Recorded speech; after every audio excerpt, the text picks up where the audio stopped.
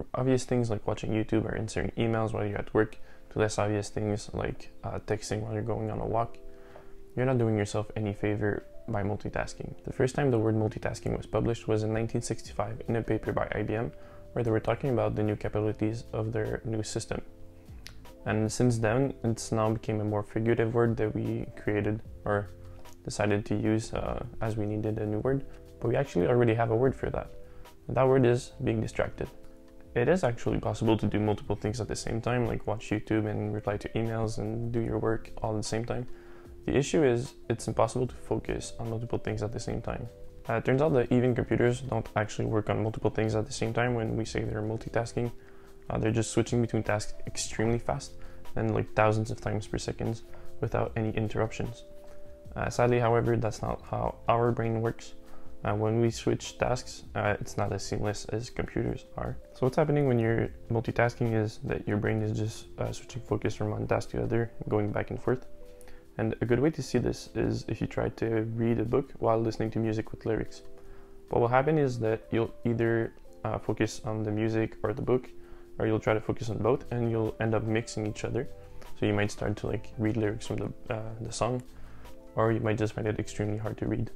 And sadly, our brains aren't as good as computers at switching tasks. There's actually a cost to switching tasks. And in psychology, there's a term for that, and it's called the switching cost. This switching cost is basically an interruption when you're switching tasks, and scientists have estimated that that cost is about a minute every time you switch tasks. And when I talk about switching tasks, I'm not talking about finishing a project and then moving to the next one. I'm talking about random things like checking your emails or checking your phone. And recent studies have shown that the average American picks up their phone about 344 times a day. So about every 4 minutes. There's a ton of time that gets wasted on just switching tasks. And if you end up being in a state of flow or like laser focused, going back to that state will take you a lot more time than just a minute. I touched on this in a video that I made recently on the 4 states of attention of our brain. And when you're multitasking, you're in a reactive or distracted state. And if you spend your entire day in that state or multitasking, you'll end up having a day that feels really, really busy. You'll be really tired, but you won't really get anything done. Our brains are just not made to multitask, and chances are that if you do it, you'll end up making more mistakes as well. There are also interesting studies that show that the people that think are the best at multitasking are usually the worst at it. It's already hard enough to focus on one thing. Focusing on 2 things at the same time is just not something we can do. Multitasking is just an excuse for being distracted nowadays. Regardless of the fact that our brains cannot multitask, it's actually really hard to avoid the urge to do so now that we live in a world where there are so many distractions everywhere. Our brains are constantly craving new information and stimuli, so it's really hard to focus on just one thing. So how can you control your to-dos and avoid the constant distractions that are around you, avoid multitasking? In the world that we live now, where there are distractions everywhere, like I said.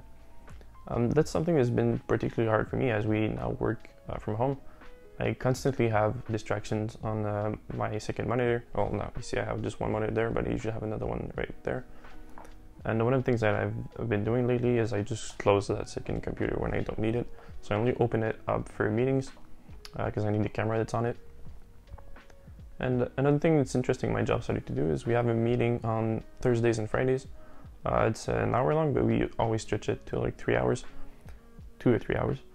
It's a meeting where we all work together, so it's just a meeting where we log in and we just work together.